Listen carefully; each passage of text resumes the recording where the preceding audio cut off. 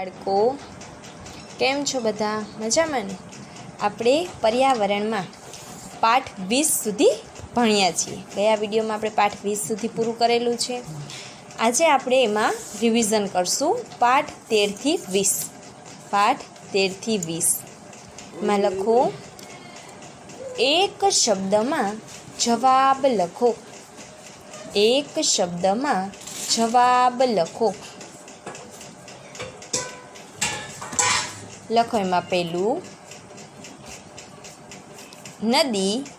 નદી ક્યાંથી નીકળે છે? નદી ક્યાંથી નીકળે છે? પ્રશ્નાર્થ ચિહ્ન. લખો એમાં પર્વતમાંથી.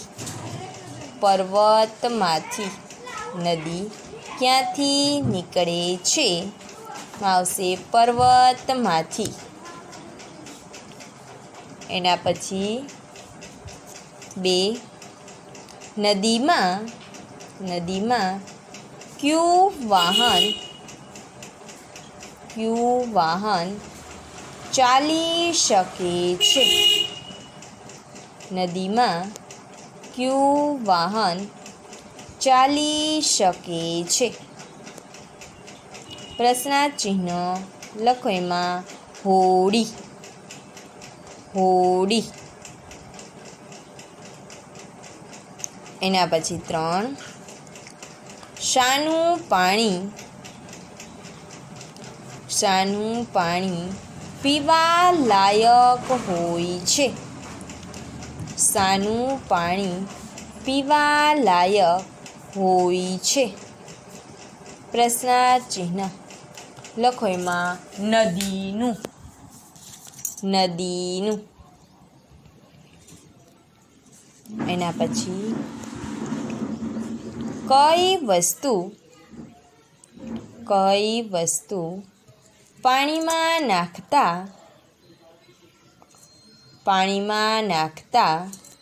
પાણીનો રંગ બદલાય છે? કઈ વસ્તુ પાણીમાં નાખતા પાણીનો રંગ બદલાય છે? પ્રશ્નાર્થ ચિહ્ન. એમાં આવશે દૂધ. દૂધ. એના પછી 5, કયો પદાર્થ પાણીમાં ઓગળતો નથી? કયો પદાર્થ પાણીમાં ઓગળતો નથી? એમાં આવશે રેતી. રેતી. એના પછી 6, કયા કારણે પાણી દૂષિત થાય છે? કયા કારણે પાણી દૂષિત થાય છે? પ્રશ્નાર્થ ચિહ્ન. લખો એમાં જવાબ. નદીમાં કપડાં ધોવાથી. નદીમાં કપડાં ધોવાથી. ઢોરને નવડાવવાથી. ઢોરને નવડાવવાથી. ફેક્ટરીઓના પાણી છોડવાથી. ફેક્ટરીઓના પાણી છોડવાથી.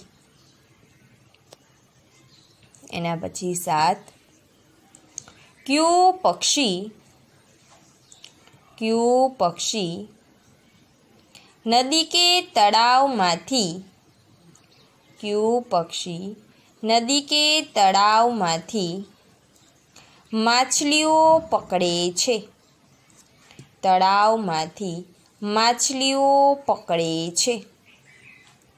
પ્રશ્નાર્થ ચિહ્ન. એમાં આવશે બગલો. બગલો. કયું પક્ષી નદી કે તળાવમાંથી માછલીઓ પકડે છે? આવશે બગલો.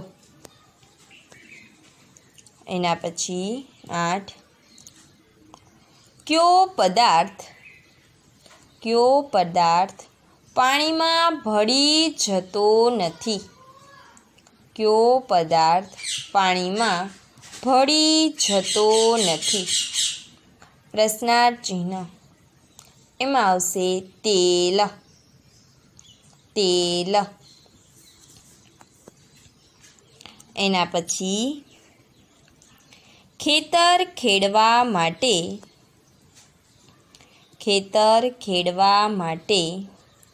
કયા સાધનનો ઉપયોગ થાય છે? ખેતર ખેડવા માટે કયા સાધનનો ઉપયોગ થાય છે? પ્રશ્નાર્થ ચિહ્ન. એમાં આવશે હળ.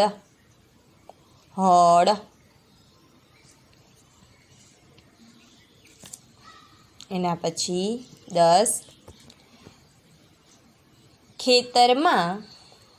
ખેતરમાં પાકની સાથે બીજું વધારાનું ઘાસ ઉગે છે.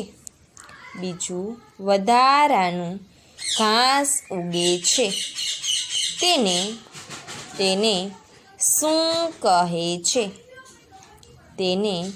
શું કહે છે? પ્રશ્નાર્થ ચિહ્ન. એમાં આવશે નીંદણ.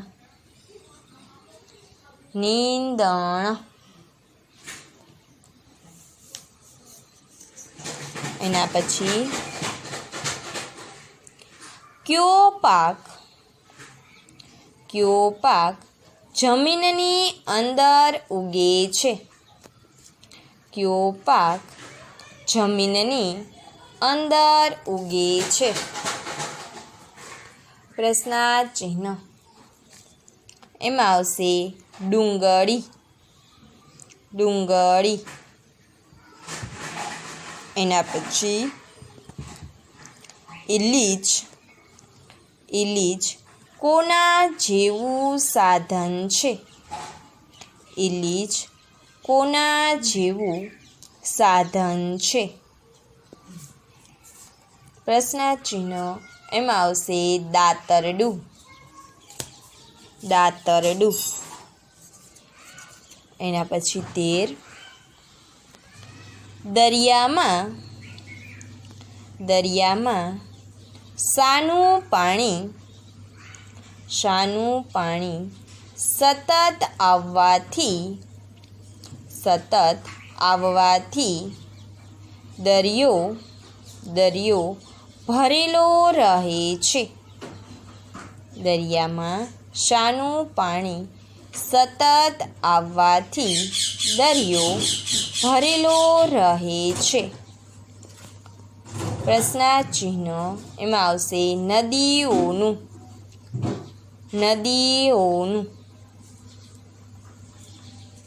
એના પછી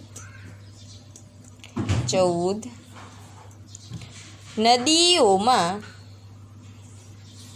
નદીઓમાં દૂષિત થયેલું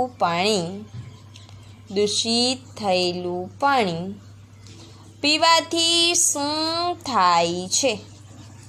નદીઓમાં દૂષિત થયેલું પાણી પીવાથી શું થાય છે?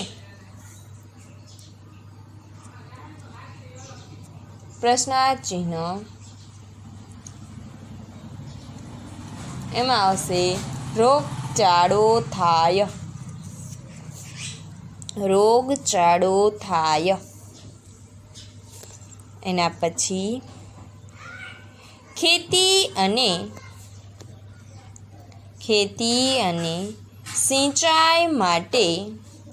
સિંચાઈ માટે શું ઉપયોગી છે? ખેતી અને સિંચાઈ માટે શું ઉપયોગી છે? પ્રશ્નાર્થ ચિહ્નમાં આવશે નદી. ખેતી અને સિંચાઈ માટે શું ઉપયોગી છે? માં આવશે નદી. એના પછી પાક તૈયાર થયા પછી પાક તૈયાર થયા પછી શું કરવામાં આવે છે?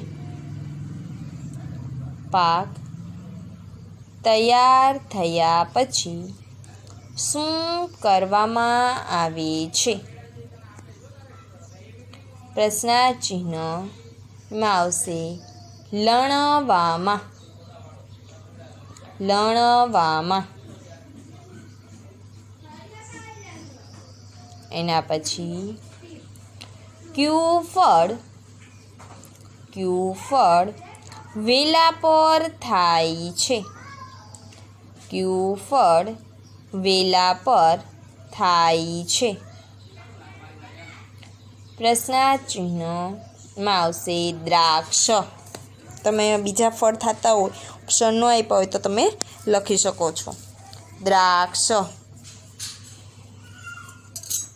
એના પછી કઈ શાકભાજીનો સ્વાદ કડવો હોય છે? કઈ શાકભાજીનો સ્વાદ કડવો હોય છે? પ્રશ્નાચિહ્ન લખો એમાં કારેલા. કારેલા. કારેલા શાકભાજીમાં, બધા શાકભાજીમાં કારેલા છે સૌથી કડવા હોય છે. એના પછી કઈ શાકભાજી કાચી પણ ખાઈ શકાય છે? કઈ શાકભાજી કાચી પણ ખાઈ શકાય છે? લખો એમાં કોબીજ. કોબીજ. એના પછી કાગડો. કાગડો પોતાના માળામાં કયા પક્ષીના ઈંડા સેવે છે? કાગડો પોતાના માળામાં કયા પક્ષીના ઈંડા સેવે છે? લખો એમાં કોયલ. કોયલ. એના પછી કયા પ્રાણીના દાંત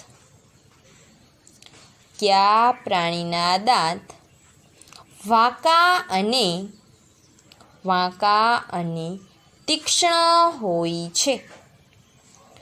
કયા પ્રાણીના દાંત વાંકા અને તીક્ષ્ણ હોય છે? લખો એમાં સાપ.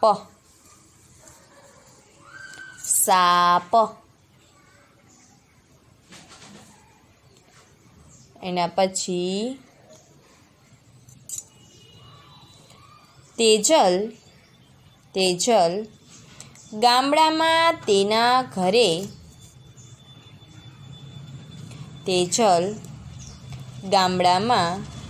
તેના ઘરે પાણી ક્યાંથી ભરીને લાવતી હતી? તેજલ ગામડામાં તેના ઘરે પાણી ક્યાંથી ભરીને લાવતી હતી? એમાં આવશે તળાવમાંથી. તળાવમાંથી. એના પછી હર્ષના ઘરે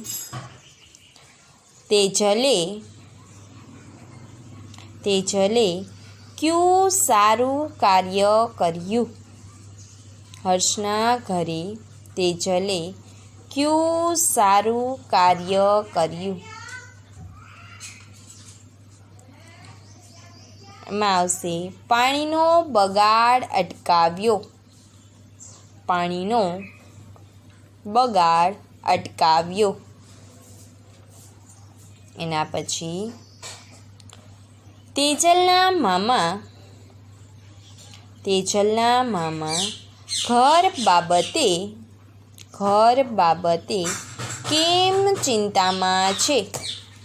તેજલના મામા ઘર બાબતે કેમ ચિંતામાં છે? પ્રશ્નાર્થ ચિહ્ન લખો. ઘર બીજી જગ્યાએ બદલવાનું છે. ઘર બીજી જગ્યાએ બદલવાનું છે.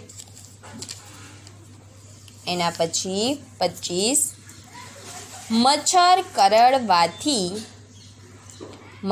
કરડવાથી કયો રોગ થાય છે? એમાં આવશે મલેરિયા. આપણે આજે 25 લખશું. એક શબ્દમાં જવાબ આપો. આમાં હજી વધારે છે એ આપણે આના પછીના વિડીયોમાં આગળ લખશું. ત્યાં સુધી બધાએ પાકા કરવાના છે. તમારા પાઠ 13 થી 20ના બધા જ એક શબ્દમાં જવાબ છે એ બધા આવી જશે. ઓકે, ત્યાં સુધી બધાને બાય બાય.